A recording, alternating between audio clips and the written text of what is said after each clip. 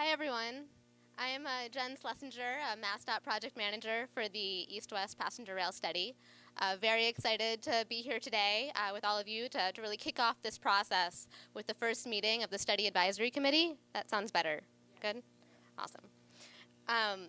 So today, I think this is a great opportunity at the beginning of this process to have the committee come together, make sure we're all on the same page with regards to the purpose and the process for the study, understand the role of the committee, and I want to take this opportunity to preview. We just started this process about a month or so ago, so still in the middle of our analysis of the study context portion of the process, but we wanted to give you a little preview of what we're looking into and tell you a little bit about where we're going, and also take some time to really understand what this committee is looking for in terms of East-West passenger rail service. So we're going to do a little exercise to better understand what outcomes we're trying to achieve and what our relative priorities are for this type of service. I'll be getting into identifying and analyzing the alternatives and how we're approaching that part of the process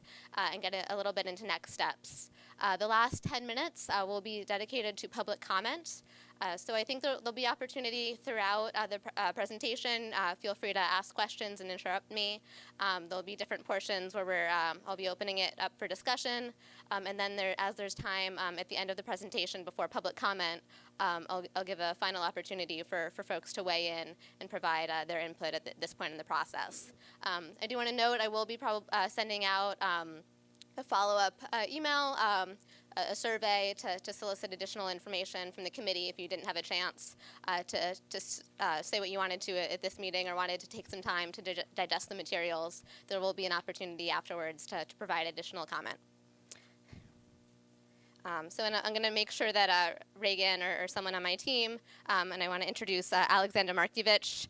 She's the Deputy Project Manager for MassDOT, and Drew Galloway is the Project Manager from WSP on the consultant team.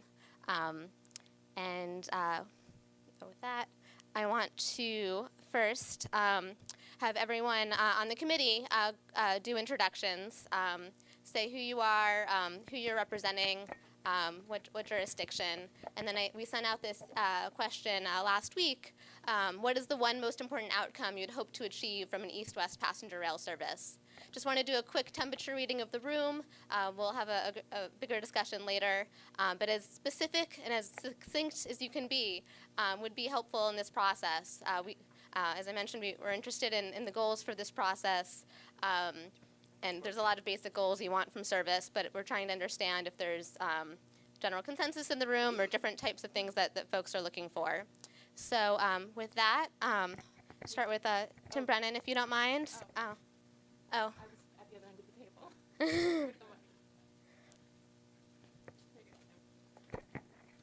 table. I'm Tim Brennan, Executive Director here at the Pioneer Valley Planning Commission. Welcome, everybody. My goal would be a connection with our capital city, East-West, Boston, within a timeline of 10 years or less to accommodate both passenger and freight railroad movements.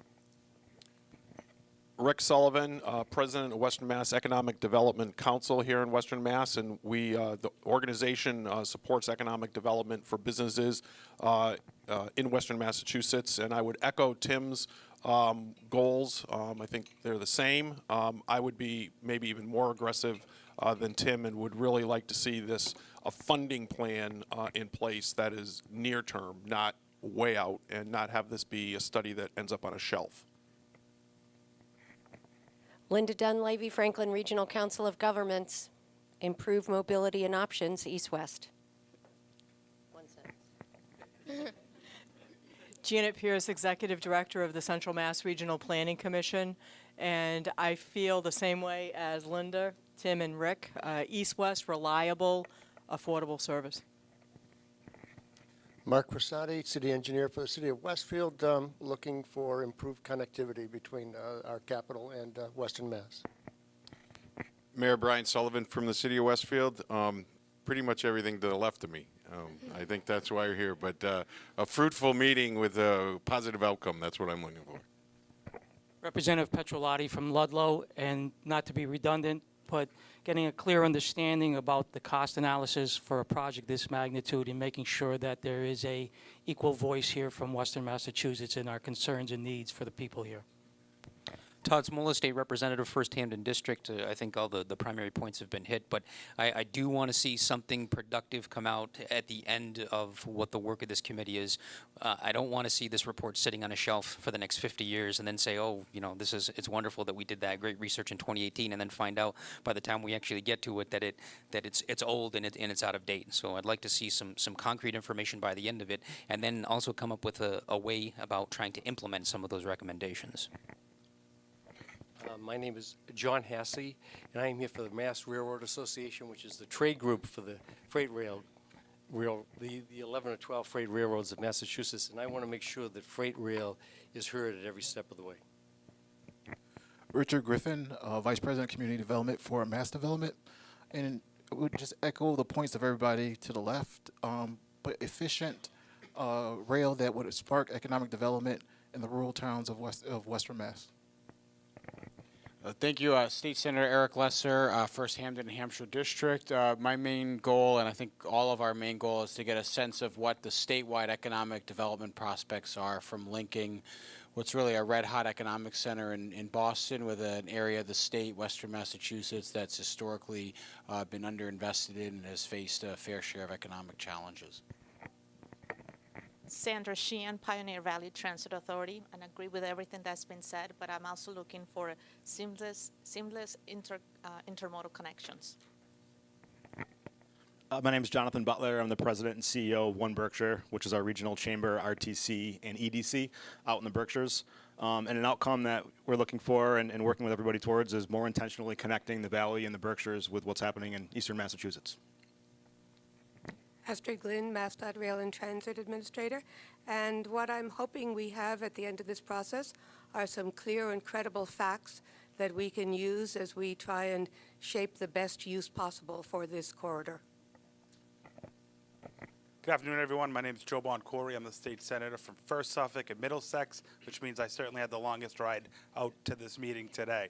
I represent the Boston area, and I want to thank Senator Lesser, Senator Hines for agreeing to serve on this committee. I also thank the other representatives led by the Dean, Smitty Pignatelli, for partaking in this important process.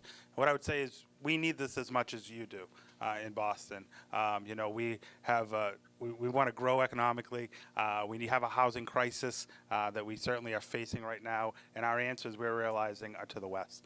What I'd like to see come out of this process is really what our cost options are and what the true cost of this is going to be. So many of these reports I've learned serving as chair of the Transportation Committee come back with a seemingly inflated cost. So I really want to get down to what the true cost of this process is going to be in real time. So it's something we could start beginning to talk about funding mechanisms to make reality. Thank you. Corey Testa, Chief of Staff to State Representative Alice Peisch of Wellesley, Weston, and one little precinct in Wayland. And I will defer to the members of the legislature, and I apologize for my boss's absence today. She will be participating in future meetings and all the efforts of the legislature. So I'm Tom Matusko with the Berkshire Regional Planning Commission, and I'm looking for a realistic program where we can get reliable, consistent passenger rail service between Pittsfield and Boston within a time certain. You know, I think within 10 years that sounds somewhat realistic, but I think everybody benefits from that. I'm Jody Ray. I'm with the MBTA's Commuter Rail operation, but previous to this I was with MassDOT Rail. Paid a lot of attention to making sure that the Con River line got up and running, and we'd just like to be able to be an assist to make sure that whatever comes about here, it can coordinate and interconnect with the other rail lines in Massachusetts. Hello, I'm Beth Ann Steiner. I'm here on behalf of Senator Adam Hines. He actually asked me to give his apologies. He's on a long-planned trip away and asked me to highlight his importance that he got engaged last night, so he wanted you to know it was a truly important trip away. But I know the senator is truly excited about this opportunity, and he's looking forward to finding the most feasible way to truly connect the Berkshires and west of Western Mass with Boston. Smitty Pignatelli, State Representative, 4th Berkshire District, 17 towns in the Berkshire and 3 in Hampden County. I've long envisioned a economic corridor of Boston to the Berkshires, and I'll take it one step further to Albany. I think there's amazing benefits going east-west and west to east. I'm Linda LeDuc, Town Planner, Economic Development Director for the Town of Palmer. I certainly echo everything stated at the table here already. Being from Palmer, I'd like to make sure that Palmer does stay on the map. I think to really serve the Western Mass region, an intermediate stop between Worcester and Springfield is a necessity, and I'd like to make sure that Palmer stays on the map as the logical location. Travis Pollock, Senior Transportation Planner with the Metropolitan Area Planning Council. Apologies that Mark Drayson, our Executive Director, could not make this meeting. For us, I think it's really important that we have a clear implementation plan of how to improve overall connectivity for east-west across Massachusetts. Hi, I'm Bill Hollister. I'm the Senior Manager of Government Affairs for Amtrak for the Northeast. I'm here to support the group, whichever way you want to foresee your service going. I'm happy to be a part of it. The one thing I would like to see is safe, reliable service that leads to economic development for the region. And that's one of our missions across the whole country. Thank you. I'm Anthony Giswaldi. I'm Senator Boncori's Chief of Staff, and I will just defer to his eloquent statement on our goals. Mayor Linda Tyre, City of Pittsfield, and I just want to tell you how thrilled I am to be seated at this table. My goal is to connect my city to the rest of the Commonwealth of Massachusetts. Elizabeth Quigley, Congressman Richard Neal. I think the Congressman's focus is to connect Pittsfield to Boston with more reliable and faster trains. I think he would like to emphasize on the federal expenditure that was invested in the north-south rails, the track, and also in Union Station. John Ajelski with Congressman Jim McGovern's office, and I would just echo what Liz has said here, is that this is part of a system. It's about integration. East-west, yes. West-east, yes, but north-south as well. We're not doing this in a vacuum, and we have to integrate it all together. Thanks. Dan Rascott, Chief of Staff for Mayor Joe Petty in Worcester, or as the legislators from Boston will call it, Western Mass.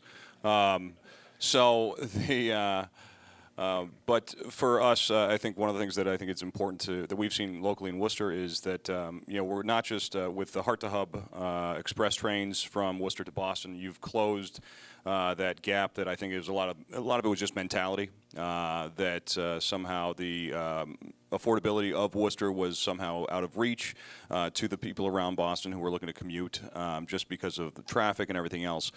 So I think for when we think about this, it's in terms of closing that gap, obviously with Boston, but obviously making sure that the rest of the state we're creating that connectivity and closing that gap. That I think in a lot of ways is just it's a mentality issue more than anything.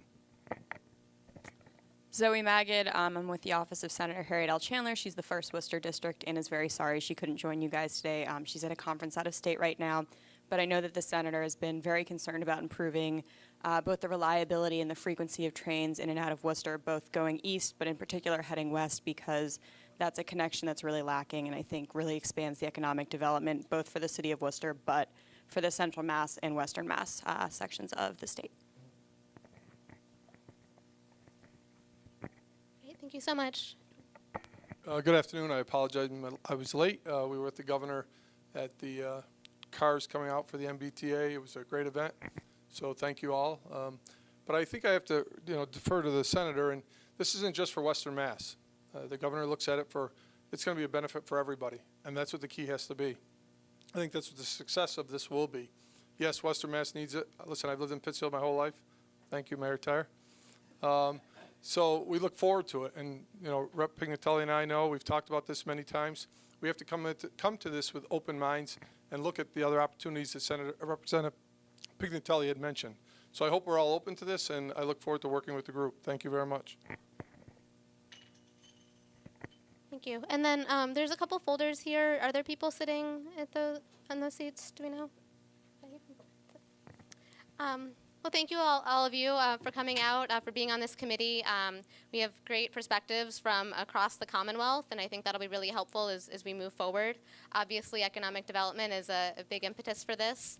But as the Secretary of Transportation likes to say, transportation is not important for what it is, but for what it does. So trying to drill down a little bit deeper into the type of economic development, the type of improvements we want to see is helpful as we go through this process. There's generally the same interests, but some looking at reliable service, fast service, we want all of the things, but looking, just thinking a little bit more about that can help us as we develop the range of alternatives and help evaluate them as well.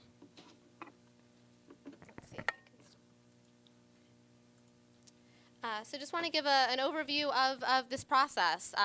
This East-West Rail Study came out of the 2018 State Rail Plan, which I helped sort of see through the finish line. And with all of the public comment support from all of you, this study became one of the premier recommendations from that plan to look at high-speed rail in comparison to other alternatives. There's lots of different interest in rail service along the corridor, so we wanted to make sure that we were really taking the time to understand what it would take to implement high-speed rail and assess that with other alternatives on an equal playing field.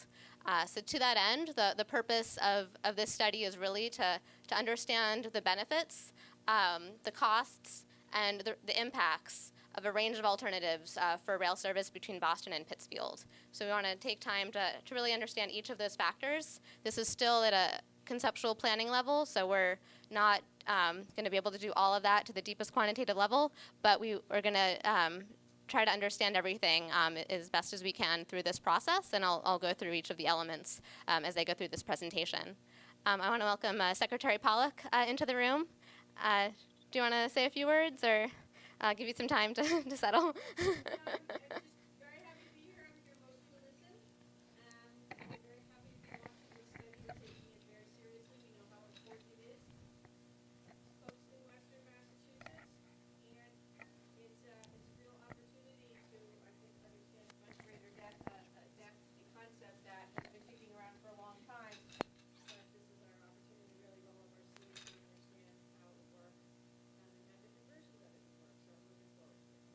Thank you.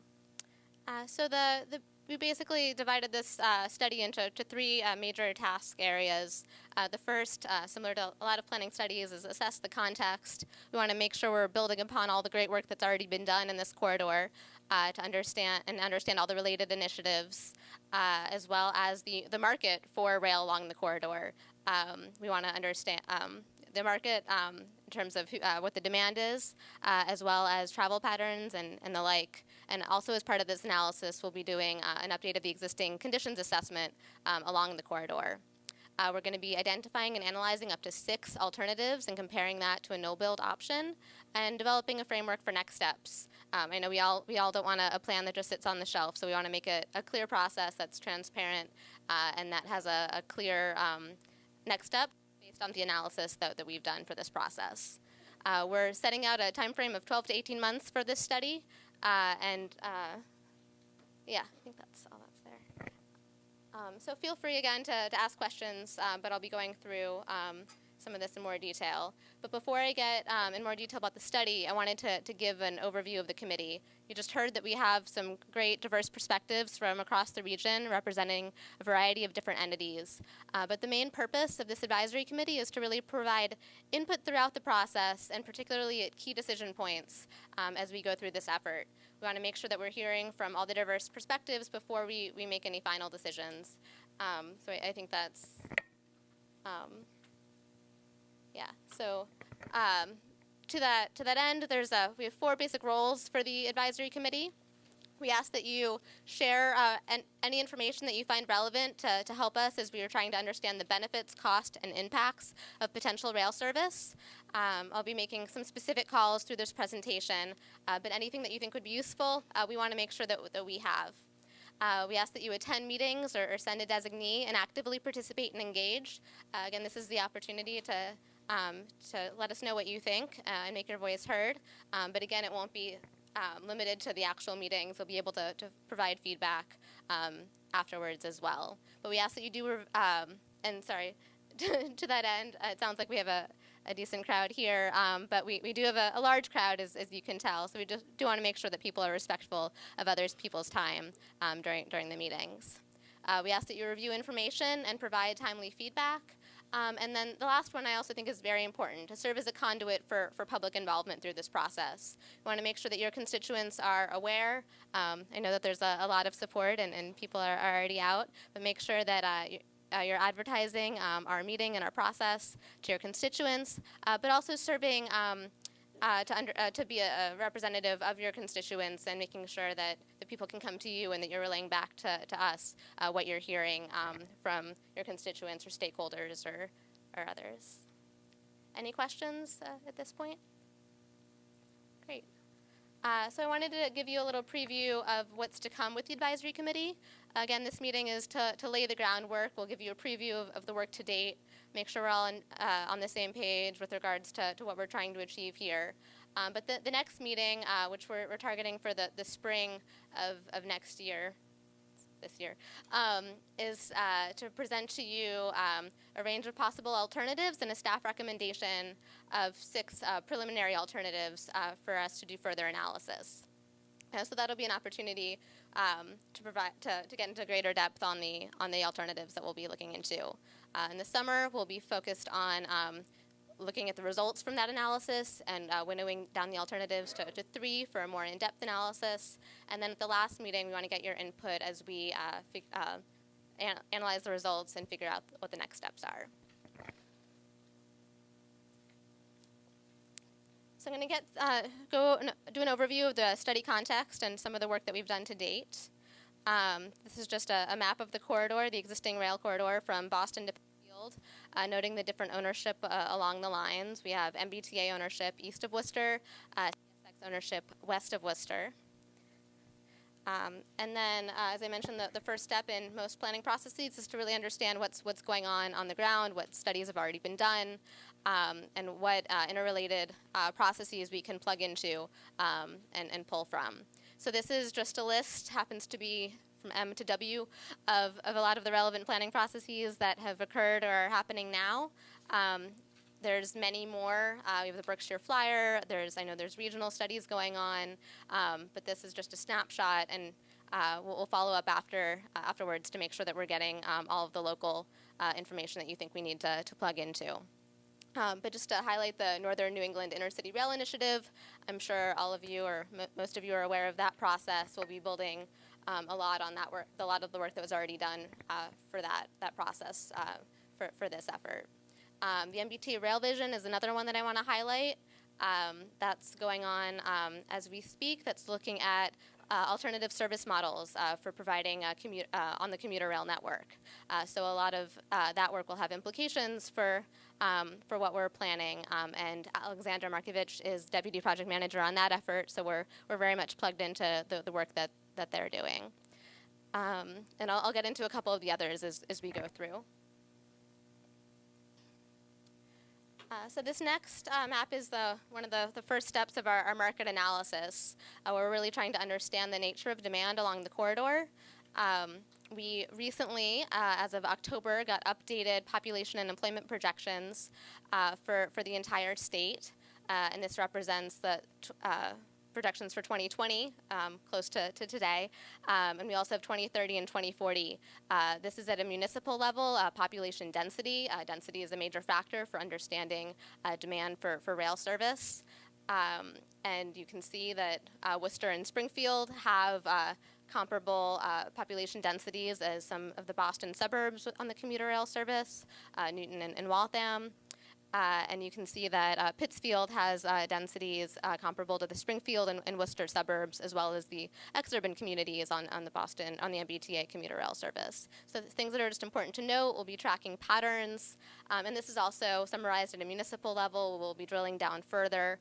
We are working to get TAS level information, transportation analysis zones, which are much more fine-grained, so we'll be able to spot more of the nodes along the corridor, Palmer, for example, and Westfield have certain nodes closer to the rail service that we'll be paying attention to. So this is, again, just the first snapshot of what we're looking at. We'll be looking at population, we'll be looking at employment, trends over time as part of this work. And then also another important part of a market analysis is where people are traveling. So I found this map very interesting. These are the home locations of Boston workers. This is from the longitudinal, I always get this wrong, the LEHD, most reliable data set on where people are living and working. And each orange, dark orange dot here represents persons living in that area and working in either Boston, Cambridge, or Brookline. So you can see Worcester, that's over 10,000 people who have a primary work location in Boston.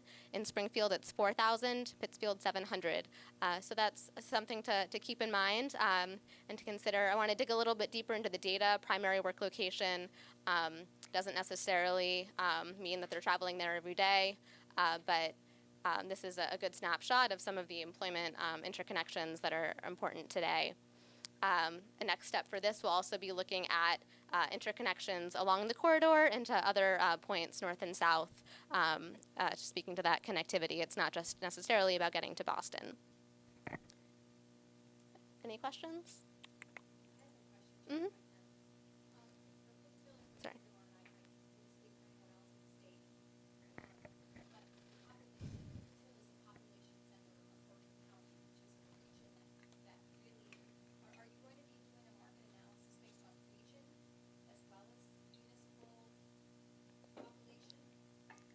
Yeah, so we can aggregate the data at different levels, and I think that's a good point.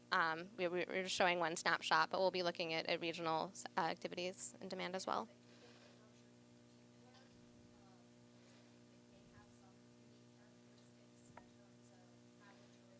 Mm-hmm. Okay, great. Yeah, we'll make sure to include that.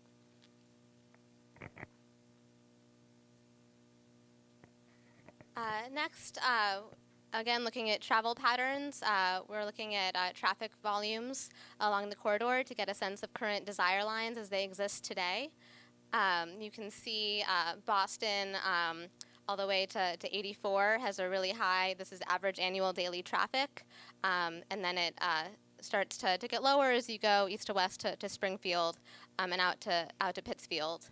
But what's important or interesting on this map, I think, is the intense red that you see, the high levels of ADT going north and south from Pittsfield up to Northampton and then down. It stops at Connecticut. That's not how we'll be conducting our analysis. We'll be zooming out and making sure that we look at the connections down to Connecticut as well.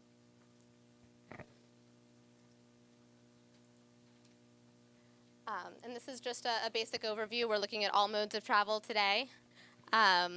Looking at automobile, ADT tells us one story, but looking at traffic volume over time, we've noticed a 2% on average increase per year from 2008 to 2017.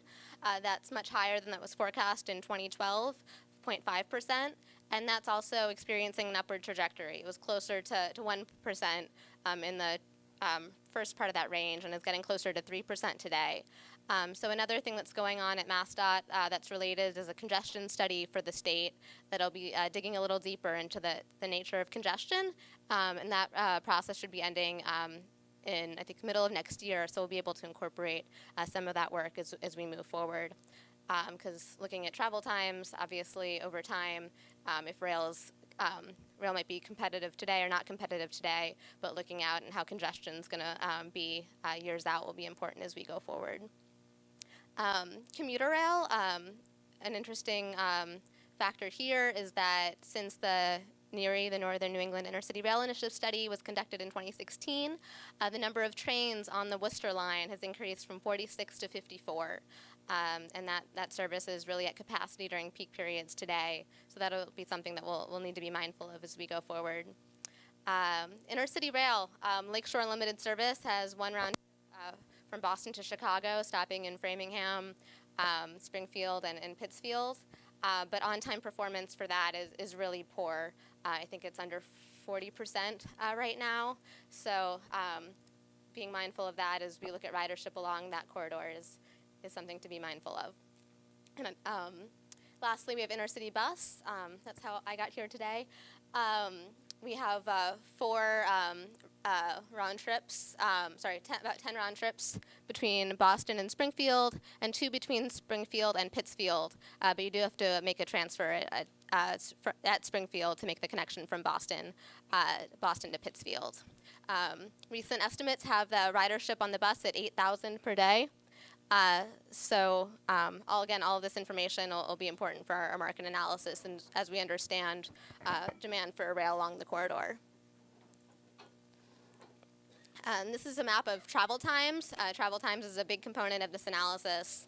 At the top, you can see driving times. The lowest time is during free periods. The highest time is Google Maps peak of the peak. There's sure many days where you experience greater than that, but this is just to give a snapshot of the different ranges of travel times along the corridor.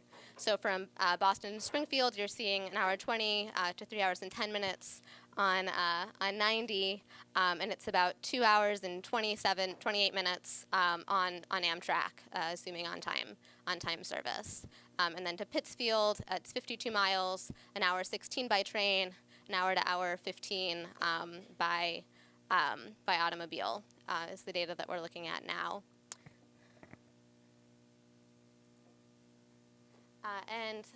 Another major component is the physical and engineering conditions along the corridor. And a lot of this work has already been done for the NERI study, but a lot of things have changed a little bit since that time.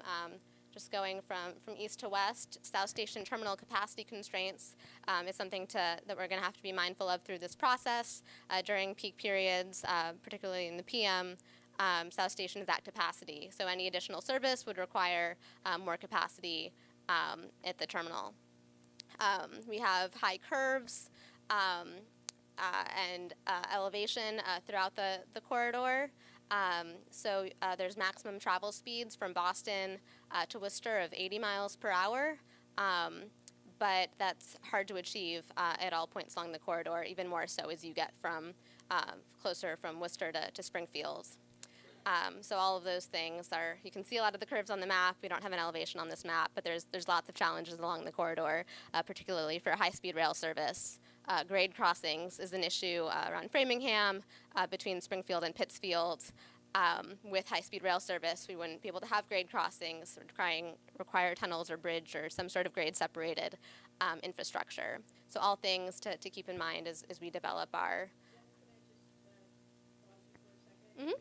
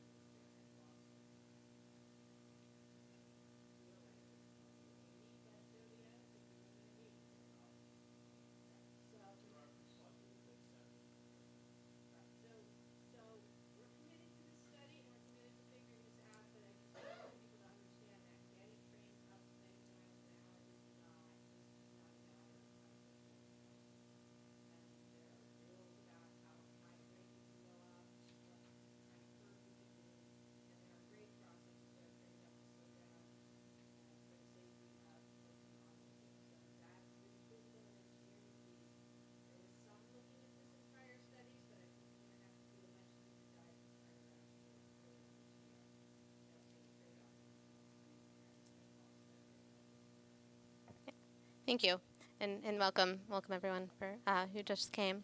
But yeah, Secretary, that's a great point. Looking at the analysis that NERI did, they really try to stay in the existing right-of-way to get those speeds. We wouldn't be able to do that, so there's a much more in-depth level of analysis that we would have to do for this process. Another thing I want to highlight is the CSX ownership west of Worcester, capacity constraints there, and having a third-party owner are other major challenges that we'll have to work through during this process. So last part of our context analysis was we're starting to do a review of comparable rail markets, looking at mileage, distances, and population centers. This is a little tricky to read, but on the you see different rail services. The location is in the green box, and each major city has the population underneath it. So you can see Boston region is 4.7 million, and Springfield is 0.7 million population, and then the distance is at the top, about 100 miles west of Boston. So there's a lot of different state-supported rail services out there. What we found looking at the different nature lengths of the corridors and where the population centers are, the Downeaster actually serves as a good comparable market for our analysis when you're just looking at these factors.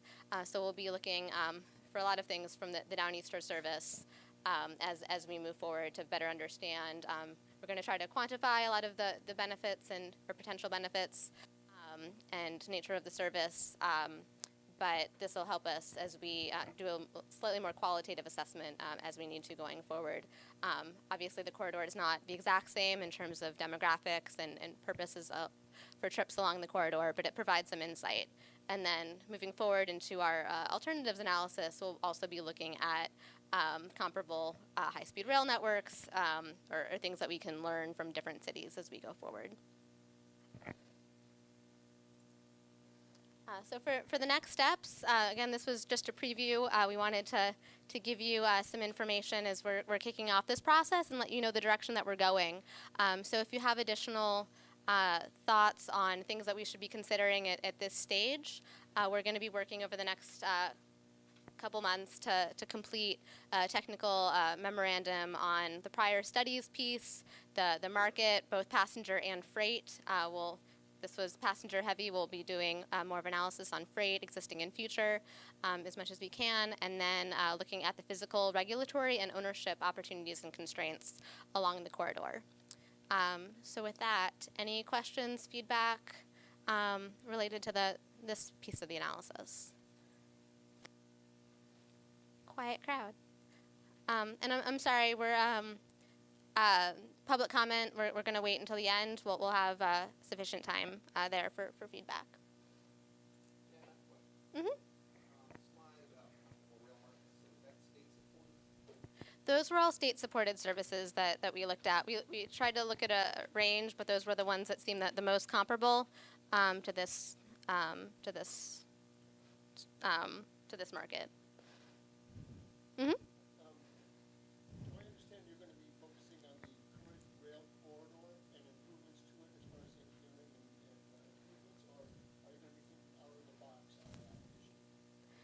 The plan right now is to focus starting with the existing rail corridor, but if we have 6 alternatives that we can look at, there's some analysis that we might be able to do beyond the existing corridor, but that's where we're seeing the most opportunity right now, or that's where we're building from.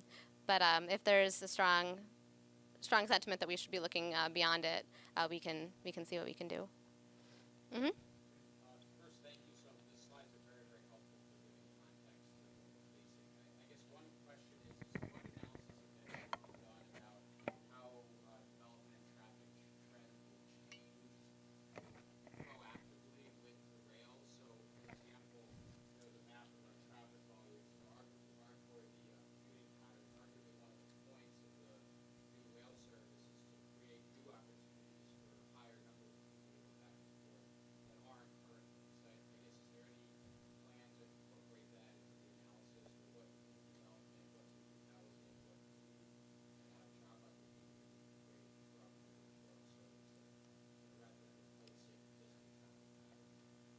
Sure, and I know that's of great interest to everyone here. We're going to be doing, with some of our benefits analysis, we'll be looking at ridership. We'll be looking, I think we should be able to get VMT reduction from that analysis. It's still projections, and we'll be providing ranges, but we'll be able to give a general sense of what the benefits will be with that regard. Looking at changing land use is a little trickier. It's a little bit more perspective, but that's where some of the case studies can be coming in. We'll be looking at, there's different ways we can sort of do a qualitative understanding of what the benefits are there. Great. So I'm going to turn it over to Alexandra for the next bit, and then this will be a little opportunity to stretch your legs and sort of get a little bit deeper into what we're looking at with the goals. But I think we'll try to keep this a quick exercise. I know that there's a lot of similar sentiment in the room. Do you have a mic? Wonderful. All set. Hi, can everyone hear me? Great. Hi, I'm Alexandra Markievich, and really looking forward to working on this project with Jen at MassDOT. Do you mind flipping to the next slide, Jen?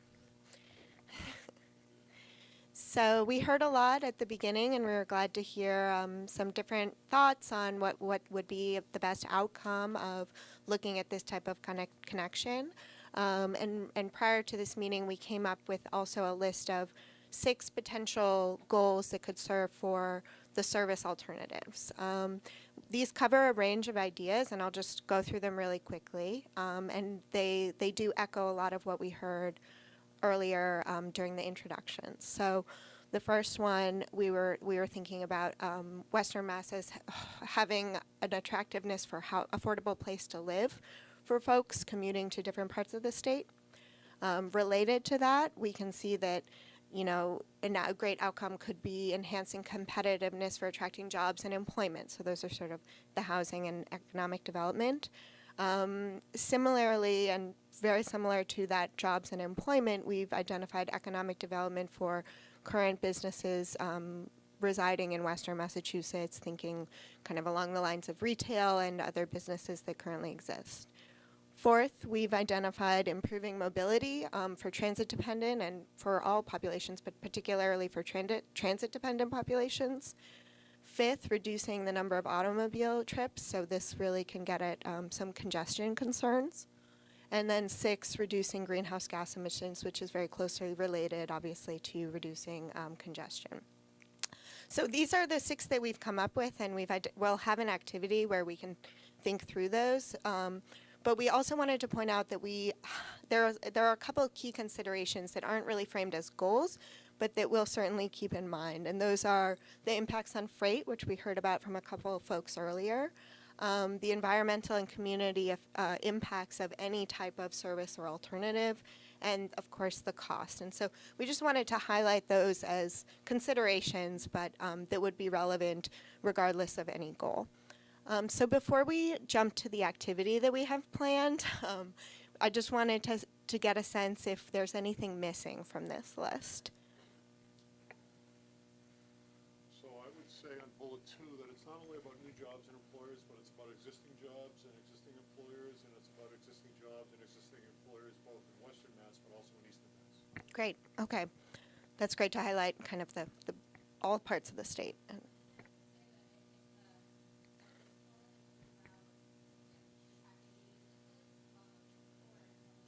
Third.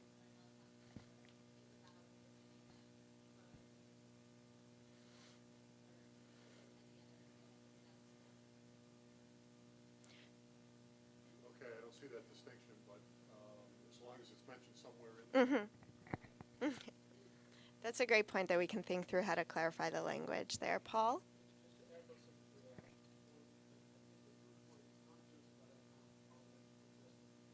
Yep. Great. Thank you. That's a really great point. I think we can take that back when we come back next time. Any other thoughts on anything missing? Jody? Probably those are the key considerations, but you have constructability and the time to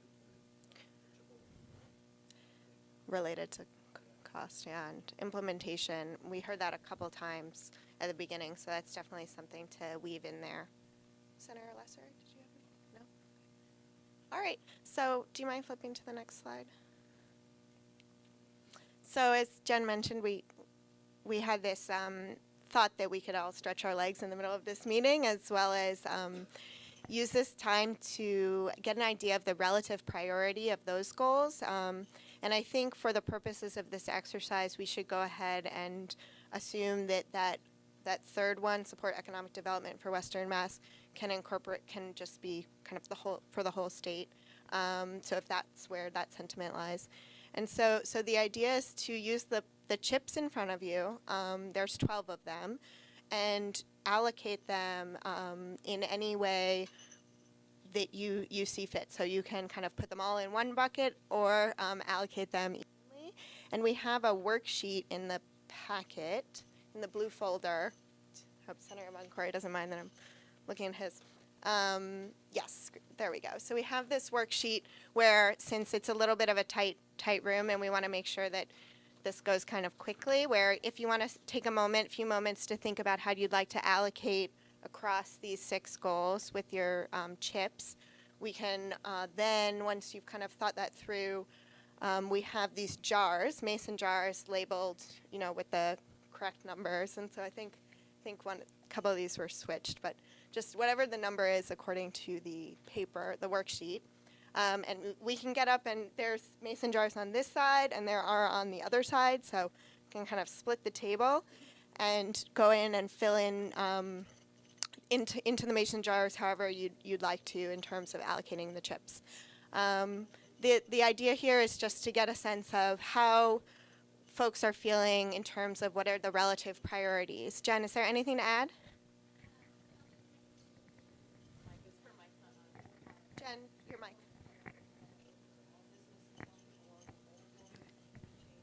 Number 4 is support economic development for businesses along the whole corridor. Is that, yeah, that's correct, right? Yes. That is number 4 on the worksheet, number 4 in the mason jar. Apologies for the inconsistency with the slides.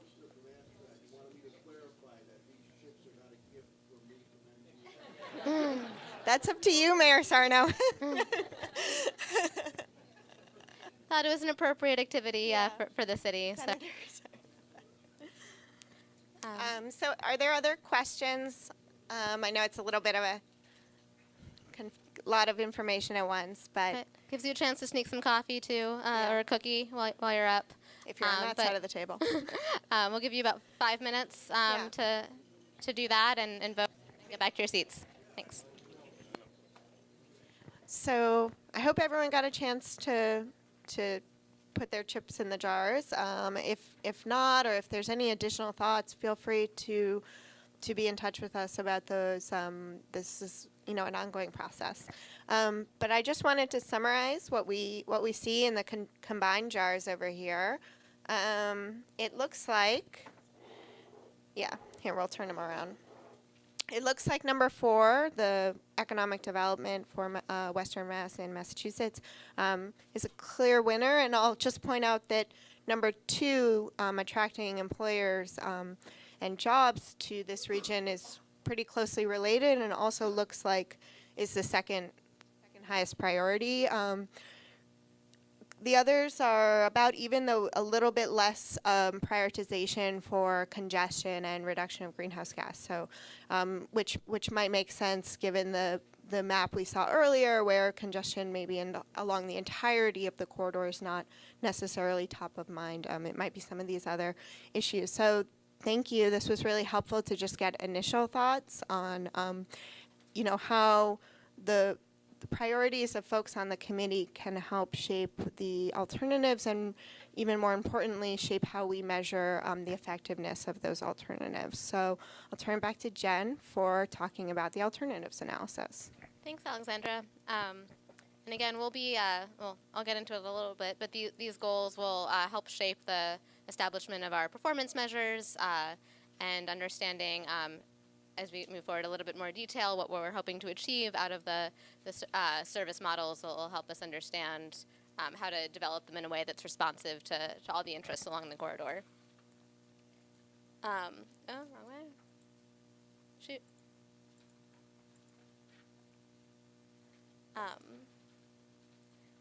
So for the rest of the most of the rest of the presentation, I'm just going to be going through our proposed process for identifying and analyzing the alternatives. This schema here just shows sort of general framework for how we're thinking about developing the range of alternatives that we can be looking at through this process. At the bottom, you might not be able to see it from this end. You have infrastructure investment. On the vertical axis, you have service level. So you have different quadrants of higher investment related to generally higher speed and higher frequency at the top right. Bottom left is lower investment, lower frequency, and we'll be looking at a range, or we can be looking at a range in these 4 different boxes. It's kind of imagine more of a 45-degree angle line of different alternatives that we can look at. But higher investment is also, it's not necessarily just speed, but looking at peak periods versus off-peak periods, time of day is another important service consideration. Going reverse order, but operating model also will have some implications for how we identify service alternatives. Technology is another big factor that we'll need to be considering as the types of trains or vehicles will be running. And looking at infill stations as well will be another important parameter that we look at as we identify service alternatives. So we're this is sort of just the range. This study has defined high-speed rail and committed to looking at least one alternative that's 90-minute travel times between Boston and Springfield. So we know that that's one of the things that we'll be looking at. But we have 5 other alternatives that we can use to help us get a full understanding of the picture and what we want to achieve. And another thing I want to note is that we'll be building off, or we can be building off the Near East study analysis as we develop these 6 alternatives. As I mentioned, there's certain things that might have changed in the last couple years that we'll want to update to make sure that we're doing an apples-to-apples comparison if we want to advance these alternatives. Alternative 2 was max 79 mile per hour speeds, and the Near East study looked at max speeds along the corridor, not travel times. So you can see that the 79 mile an hour and the 90 mile an hour have travel times between Boston and Springfield that are essentially the same. So we want to make sure that we are looking at a true high-speed option that can do the 90-minute travel times and what the implications of that will be. But we can advance one or more of these alternatives as we go forward as well. So our process, as I've sort of alluded to, is we're going to be starting out with a wide range of alternatives. We'll be presenting information at the next meeting on sort of a scope of alternatives that we at least considered, and based off the context analysis that we do, the market, the existing conditions, and the goals for this process, we'll be putting forward a staff recommendation for 6 alternatives. And I want to give an opportunity for this committee at this meeting to sort of help weigh in on what those 6 could be. We heard a lot about implementability from the committee, so thinking about maybe the more incremental strategies that you want us to look at, as well as the larger scale and what those ranges are, will help us as we come back to you at the next meeting. So for those 6 alternatives, we're going to be doing an analysis of the impacts, what it would take to achieve those 6 different alternatives, and looking at some key variables, looking at travel times and ridership for those alternatives. The next step is to, from the results of that analysis, winnow it down to 3 for a more detailed operations simulation to really understand, to help us understand the feasibility and the interconnections of all the different rail service along the corridor. And then we'll also be conducting a benefit cost analysis, looking at the local, regional, and statewide economic, social ranges of benefits. And comparing that to the costs, operating costs and capital costs for the different alternatives. So we're going to sort of winnow down and not necessarily pick one, but maybe develop recommendations for next steps based off the analysis of the high level and the three more in-depth alternatives. So I'll go through the next steps and then open it up for questions and feedback on the alternatives. doing good on time. So for future engagement, this again is the first meeting. The Advisory Council, we want to follow it with a public meeting in probably February or March, where we've fully laid out most of the existing conditions and context information, and gather input from the public on the range of alternatives that we should be looking at. And then the next study advisory committee I mentioned will be that in, more detailed input on the 6 recommendations, or for the recommendations for 6 alternatives. Following that, I think we're proposing, and this is still flexible, so we want your feedback of whether this makes sense to you, is another advisory committee meeting where we present to you our findings from the 6 alternatives, get input on what should advance to the more detailed analysis, and then present, based off feedback from the committee, that information to the public at the second public meeting. And then after that, have that meeting with the advisory committee, the last meeting, to talk about what the next steps should be and how we're proposing to frame those. And then release the draft report at the final public meeting. So does that strategy make sense to all of you? We're open to suggestions at this stage. Great. Mm-hmm.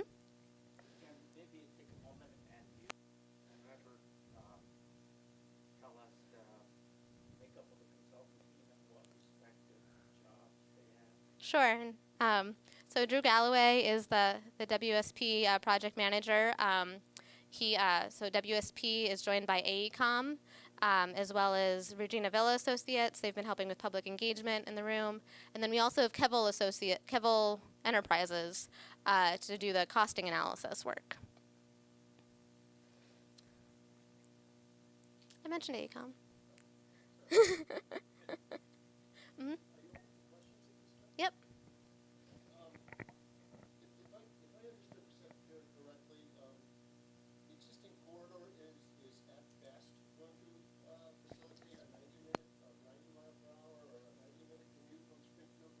Mm-hmm. If you're really looking to connect Springfield and Western Massachusetts to Boston, I can do that in a car. So why then pay the extra money to do it in rail? I think you need to be thinking outside the box. If you're constrained by the existing corridor to that time frame, then I think you need to think outside the existing corridor and shrink that time frame to really connect Western Mass to Boston.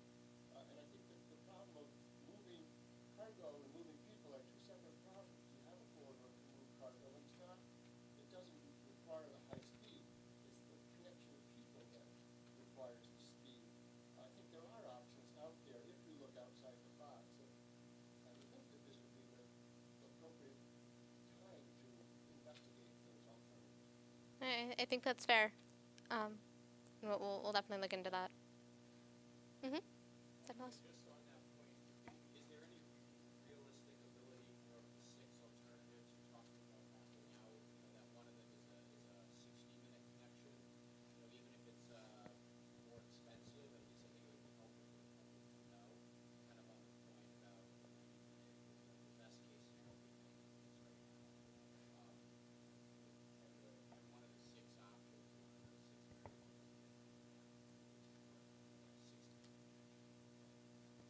Sure, and I think you brought that up earlier. I think what we're planning on doing at the next meeting is doing an analysis of a whole range, not necessarily peaking at 90-minute travel times, but we'll at least look at all of sort of a range of options, and we can look at that as well and present some of the high-level implications of that. And we'll put forward a staff recommendation and get feedback. So I think when we sort of look at the whole universe, we'll be looking at some of those bigger ideas as well. Mm-hmm. Jen, as you develop the alternatives, could you really think about language in terms of, what is the definition of high-speed rail, and use those definitions consistently? Sure. So we're all talking about the same thing when we refer to something as high-speed rail or vision rail, whatever that might be. No, I think that's fair, and I think that gets tossed around a lot in different ways. So again, this study has committed to looking at 90-minute travel times as high speed. It was one high-speed option between Boston and Springfield. But as we get into looking at a range of alternatives, we'll need to be clear about that. Mhm. I wasn't part of the Intercity study, but did they start with 6 alternatives and get down to final 3? Is that kind of where they're back to? So NERI started looking at 18 alternatives. They actually did look at max speeds up to 125 miles per hour, but because they had a goal of staying within the right-of-way, they dismissed a lot of those because of the challenges of doing those within the right-of-way. And I know Tim Brennan and many others were more involved in the process than I am, so if there's anything to add. But we're taking a slightly different approach, making sure that we're really understanding the high-speed rail as defined by the 90-minute travel times as part of this. Mm-hmm.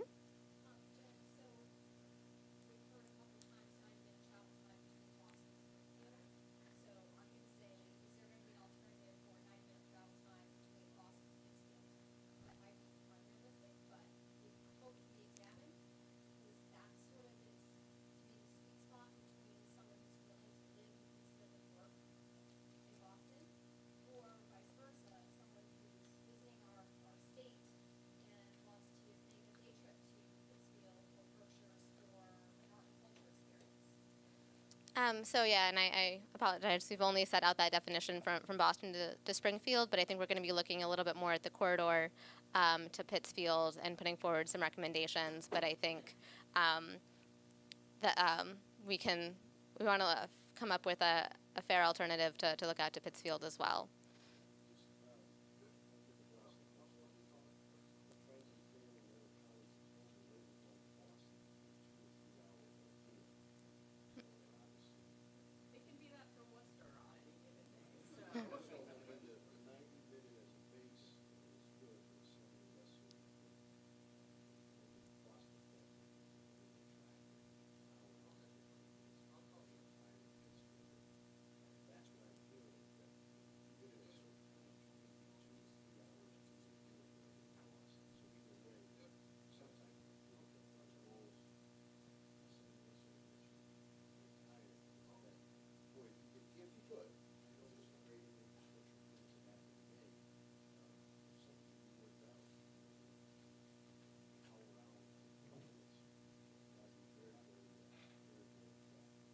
Sure, and yeah, this is the opportunity to understand what everyone in the room is looking for in terms of the alternatives that we should be looking at.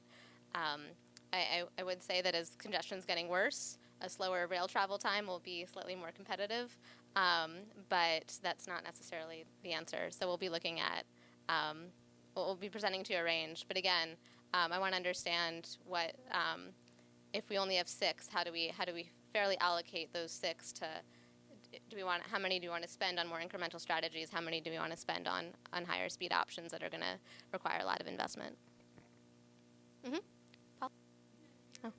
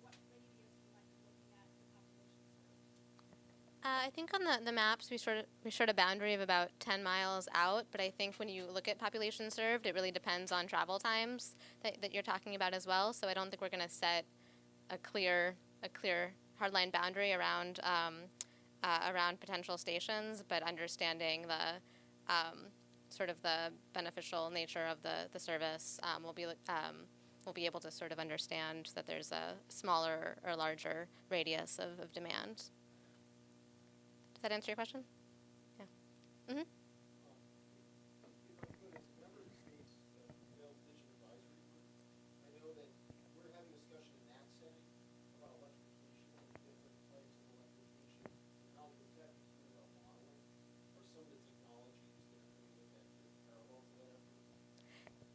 Yes, and that's something that we'll have to come up with. To get certain high-speed rail options, you might need electrification for some of that, but we'll be plugging into the work that they're doing to understand the implications of different technologies.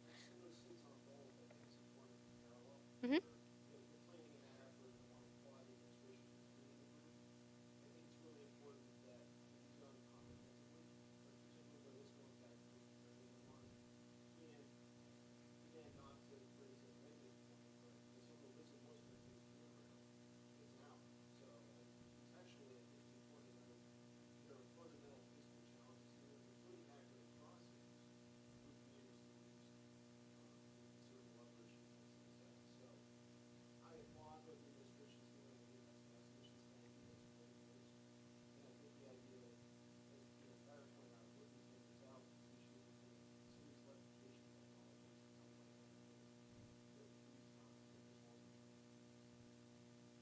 Thank you.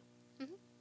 As you move west of Worcester, you have the more rural areas, you may want to look to expand the 10 miles. People are used to travel. Yeah. Travel to get to those centers. So I think to look at your overall population, you're drawing from much larger areas, and a lot of those are not served by public transit. Yeah. So I would recommend expanding the boundaries. I think that's a good point. Mm-hmm. While we're on a Worcester kick, if I did not bring up one of my boss's biggest pieces of this, which is that not only will we be looking at Pittsfield to Boston, Springfield to Boston, but Pittsfield to Worcester and Springfield to Worcester, all job opportunities are not exclusively in Boston, and all housing opportunities are not exclusively west of Worcester, so I think she'd be very concerned that when we're looking at different models, in relation to volume, to location of workers, we look at things like how many Worcester workers are living west of Worcester, and then traffic volume for commuting, not necessarily much further east than Central Mass. No, I think that's a good point, and that's the next step that we have in our analysis is to make sure we're looking at those interconnections. Thanks. Okay, so I just had some closing questions. Really opening it up to you. Any other thoughts or questions, concerns you have about this process, and then also if there's specific information, and you got into some of these things already, but that you'd like to have as we delve into the alternatives at the next meeting, that'll be helpful to make sure that the next meeting is as productive as it can be. And again, we'll be sending out a survey. We'll be posting the PowerPoint and meeting notes online, and we'll be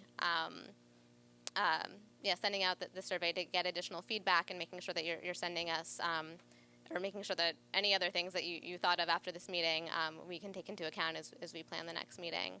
But I think this is a good venue for everyone to hear sort of from different aspects along the region what you're looking for, and yeah, if there's any other thoughts about what you want to see, we're happy to hear them.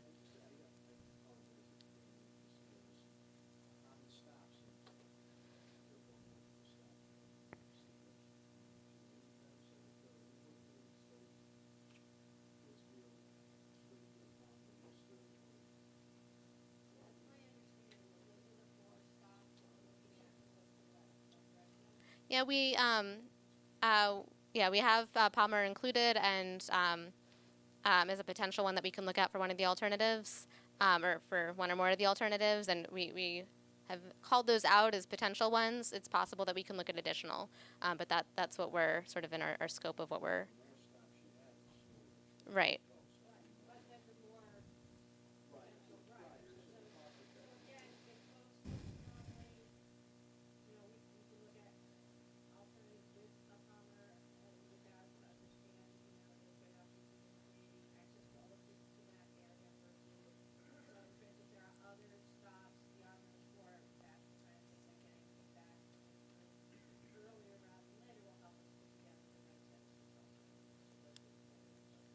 And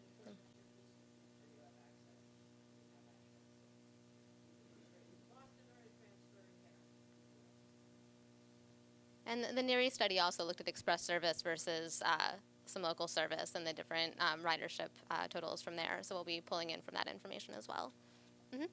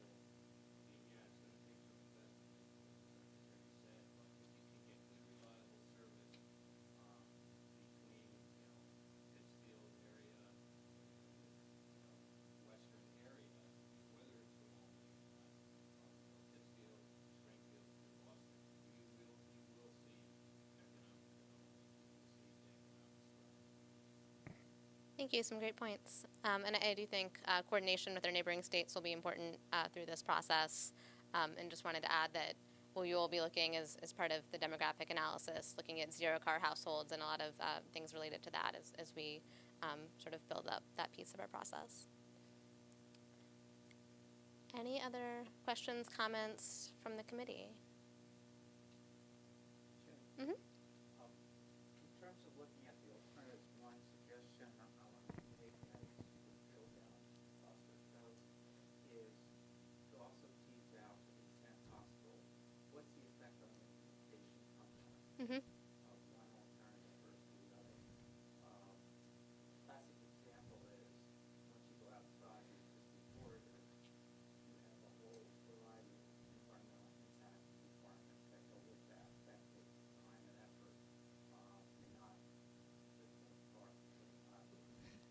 So I just think it would be helpful as we look at these options to know that as well. Great. No, I think that's a great point. Great. So I think I'll turn it over to public comment. Reagan, do you have? I have a microphone, so everyone can hear. Is there? I get to be Oprah. Thank you, Oprah. And thanks to PVPC for hosting us here. It's great that we're getting everybody together and talk about a very important issue. My name is Elliot. I grew up in Shutesbury, not Shrewsbury, Massachusetts, a town of 1,800 people. I'm still working with dial-up as our only means of access to internet. So as somebody who feels like, who's grown up in a community that feels they've been somewhat left behind, it's important to me that addressing and seeing the priority of this committee is economic development, not just for Western Massachusetts, but for everybody. But my question is about empirics. Understanding how the distribution of the economic benefits are being allocated and estimating the impacts of this and using analysis to leverage and understand how we can best leverage the existing regional competitivenesses of different areas to the best effect, and also additionally, understanding and prioritizing which project is best going to serve which communities and in which ways, which industries, which jobs. My question is there any plan to expand beyond just cost-benefit analysis into economic impact analysis? Like, what are the plans for the methodology and approaches to understanding the empirical elements of the economic benefits of these projects? Sure. No, that's a good question, and we're still fleshing out a little bit about the approach that we're going to take, but we want to make sure that we're understanding the social, economic,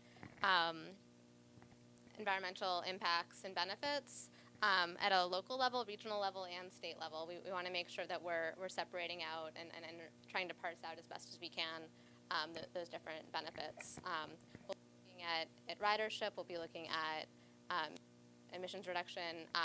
The extent of our economic impact, like, we're not going to, it's not scope now to do a full, complete economic impact analysis projecting like land use changes or full number of jobs, but there's different pieces of that we can, that we're exploring at this point to look into. And I can get more into the methodology as we get further into the process and we get closer to that point. Karen Christensen from the Train Campaign. I'm really concerned about economic impact too, and I'm glad you're going to be factoring that in. But the new state transportation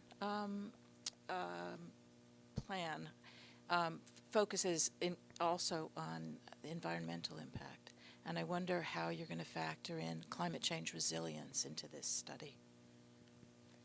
I think looking at future vulnerabilities along the corridor is definitely something that we should be looking into. I think that's a great point.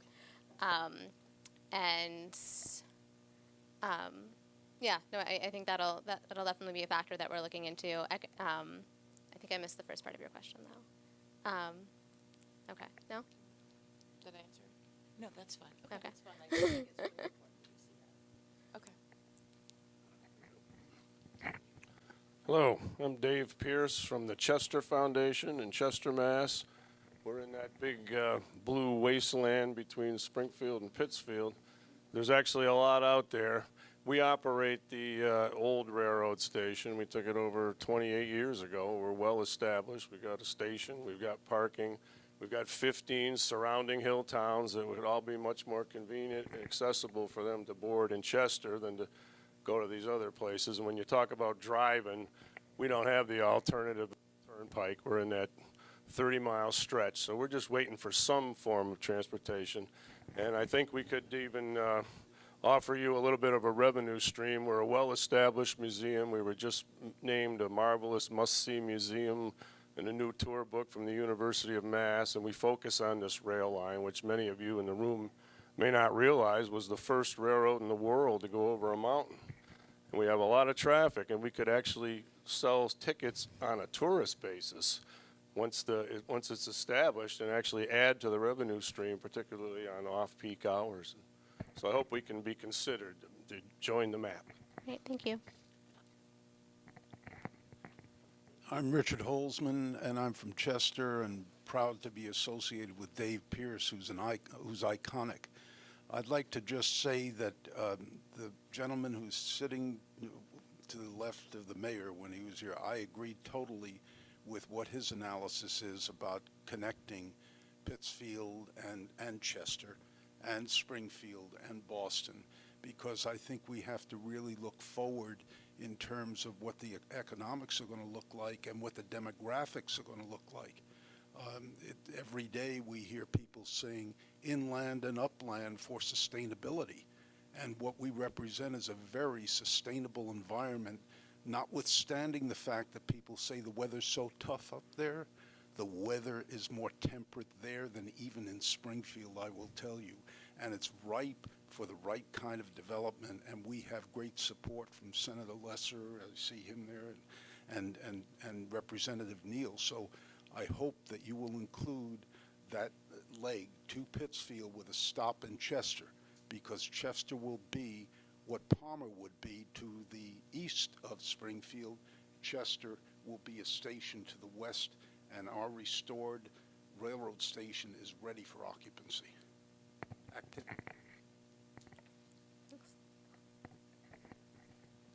Ann Miller, Citizens for Palmer Rail Stop.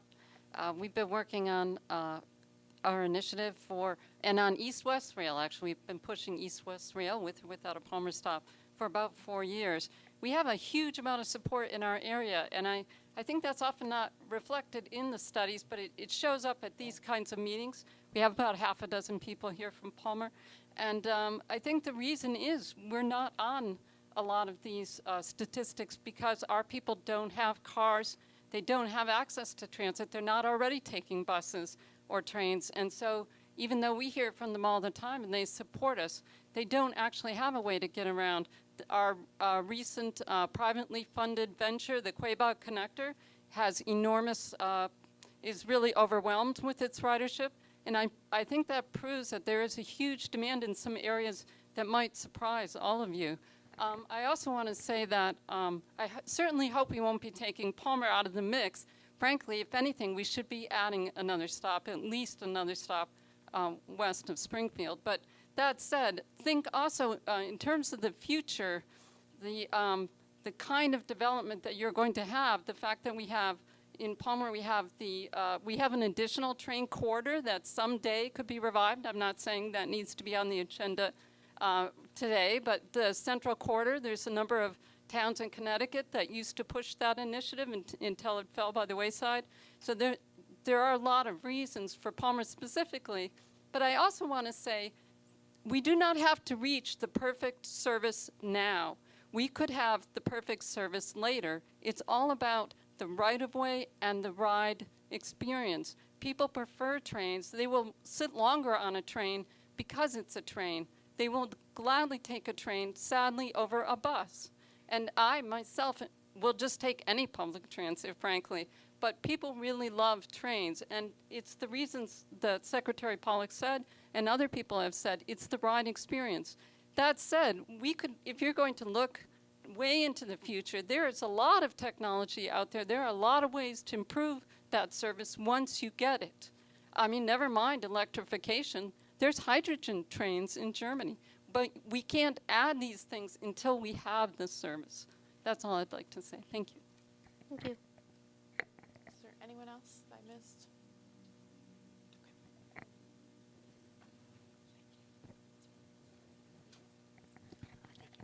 I'm Charlotte Lee from Palmer, newly from Palmer. I just moved a year ago from Harrison, New York, 2 blocks from the train station, and it was a bedroom community.